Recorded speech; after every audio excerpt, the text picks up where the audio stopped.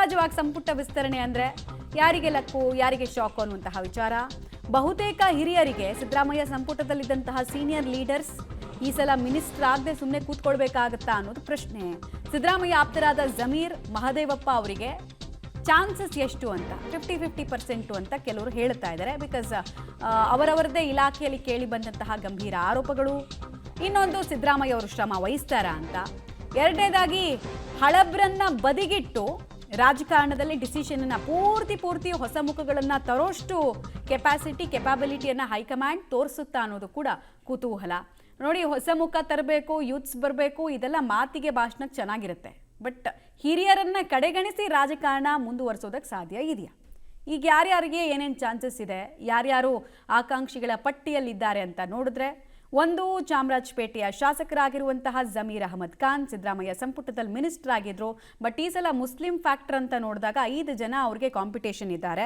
ಫಿರೋಜ್ ಸೇಠು, ತನ್ವೀರ್ ಸೇಠು, ಹ್ಯಾರಿಸು, ರಿಜ್ವಾನ್ ಅರ್ಜದು ಎಲ್ಲ ಓಡಾಡ್ತಿದ್ದಾರೆ. ಇನ್ನೊಂದು ದಾವಣಗೆರೆ ಮಧ್ಯ ಕರ್ನಾಟಕ ಅಂತ ಲೆಕ್ಕಾಚಾರ ಬಂದಾಗ SS ಮಲ್ಲಿಕಾರ್ಜುನು.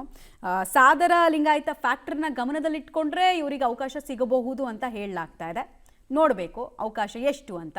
ಸಂತೋಷ್ ಲಾಡ್ ಅವರ ಕಾರ್ಯವೈಖರಿ ಚೆನ್ನಾಗಿದೆ, ಆದರೆ ಅವರ ಸಮುದಾಯದಲ್ಲೇ, ಮರಾಠ ಸಮುದಾಯದಲ್ಲೇ ಅವ್ರ ಕಾಂಪಿಟೇಷನ್ ಇದೆ ಅಂತ. ಶ್ರೀನಿವಾಸ್ ಮಾನೆ ಜೊತೆಗೆ ಕಾಂಪಿಟೇಷನು.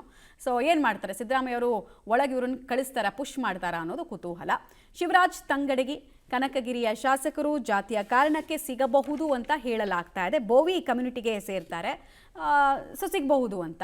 ಲಕ್ಷ್ಮೀ ಹೆಬ್ಬಾಳ್ಕರ್ ಬೆಳಗಾವಿ ಭಾಗದಿಂದ 3 ಜನ ಮಂತ್ರಿಗಳಾಗಬೇಕು ಅನ್ನೋ ಬಯಕೆ. ಸತೀಶ್ ಜಾರಕಿಹೊಳಿ ಕೂಡ ಇವ್ರ ಬಗ್ಗೆ ಬ್ಯಾಟಿಂಗ್ ಮಾಡ್ತಿದ್ದಾರೆ ಅನ್ನೋದು ಇಂಟ್ರೆಸ್ಟಿಂಗ್ ವಿಚಾರ.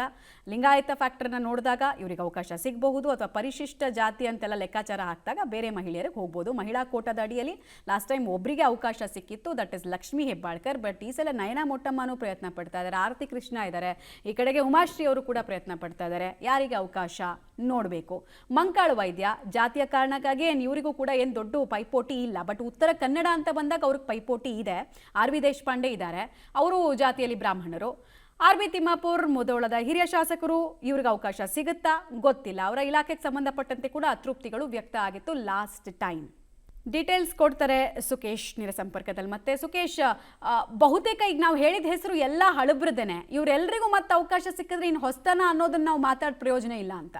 ಮಮತಾ, ಯಾರ್ಯಾರಿಗೆ ಅವಕಾಶ ಇದೆ ಅನ್ನುವಂಥದ್ರ ಬಗ್ಗೆ ಇದುವರೆಗೂ ಕೂಡ ಒಂದು ಕ್ಲಾರಿಟಿ ಇಲ್ಲ. ಹೈಕಮಾಂಡ್ ಮಟ್ಟದಲ್ಲಿ ಈ ಬಾರಿ ಆಗುವಂಥ ನಿರ್ಧಾರ ಏನು ಅಂತ ಬಗ್ಗೆ ಕೂಡ ಕುತೂಹಲ ಇದೆ. ಯಾಕಂದರೆ 14 ಜನರ ಏನು ಸಚಿವ ಸಂಪುಟ ಆಯಿತು ಆರಂಭದಲ್ಲಿ, ಬಹುತೇಕ ನಿರ್ಧಾರವನ್ನು ಹೈಕಮಾಂಡ್ ಕೈಗೊಂಡಿತ್ತು ಮತ್ತು ಮುಖ್ಯಮಂತ್ರಿಗಳು ಕೂಡ ಆ ಸಂದರ್ಭದಲ್ಲಿ ಹೆಚ್ಚಿನ ಒತ್ತಡವನ್ನು ಕೂಡ ತಂದಿರಲಿಲ್ಲ.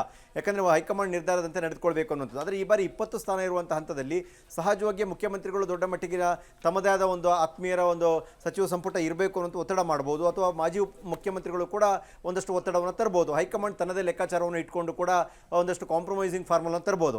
ಆದರೆ ಏನು ಕಳೆದ ಬಾರಿ ಸಿದ್ದರಾಮಯ್ಯ ಸರ್ಕಾರದಲ್ಲಿ ಸಚಿವರಾಗಿದ್ದಂಥ ಪೈಕಿ ಬಹುತೇಕ ಹಿರಿಯರಿಗೆ ಈ ಬಾರಿ ಕೋಕ್ ಕೊಡುವಂಥ ಸಾಧ್ಯತೆ ಇದ್ದಂತೆ ಕೂಡ ಕಾಣಿಸ್ತಾ ಇದ್ರು ಕೂಡ ಕೆಲವೊಂದು ಹೆಸರುಗಳು ಅಂತಿಮ ಹಂತದವರೆಗೂ ಪ್ಯಾನೆಲ್ನಲ್ಲಿ ಇರಲೇಬೇಕಾಗುತ್ತೆ. ಅದು ಜಾತಿ ಸಮೀಕರಣದ ಕಾರಣಕ್ಕಾಗಿ, ಅಥವಾ ವೈಯಕ್ತಿಕ ವರ್ಚಸ್ಸಿನ ಕಾರಣಕ್ಕಾಗಿ, ಇಲ್ಲ ಪ್ರಾದೇಶಿಕತೆ ಕಾರಣಕ್ಕಾಗಿ, ಹೀಗೆ ಬೇರೆ ಬೇರೆ ಕಾರಣಗಳಿಗಾಗಿ ಅಂತಿಮ ರೇಸ್ವರೆಗೂ ಕೂಡ ಇರ್ತವೆ.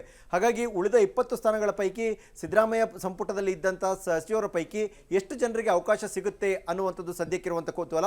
ಬಹುತೇಕ ಆ ಸಂಖ್ಯೆ ತೀರ ಸಣ್ಣ ಪ್ರಮಾಣದಿದ್ದ ಇರಬಹುದೇನೋ ಅಂತ ಅನಿಸ್ತಾ ಇದೆ. ಈಗಿನ ಬೆಳವಣಿಗೆಗಳು ನೋಡ್ತಾ ಇದ್ರೆ ಬಹುತೇಕ ಹೊಸ ಮುಖಗಳು, ಅಂದರೆ 2-3 ಬಾರಿ ಗೆದ್ದಿರುವಂಥವರಿಗೆ, ಇದುವರೆಗೂ ಸಚಿವರಾಗದಿರುವಂಥವರಿಗೆ ಜಾತಿ ಸಮೀಕರಣ, ಪ್ರದೇಶವಾರು ಸಮೀಕರಣ ಮತ್ತು ಅವರಿಗಿರ್ತಕ್ಕಂಥ ವೈಯಕ್ತಿಕ ವರ್ಚಸ್ಸು ಇವೆಲ್ಲವನ್ನ ಹೊರಗಿಟ್ಟು ಅವಕಾಶ ಮಾಡಿಕೊಡುವಂಥ ಸಾಧ್ಯತೆಯೇ ಹೆಚ್ಚಿದೆ.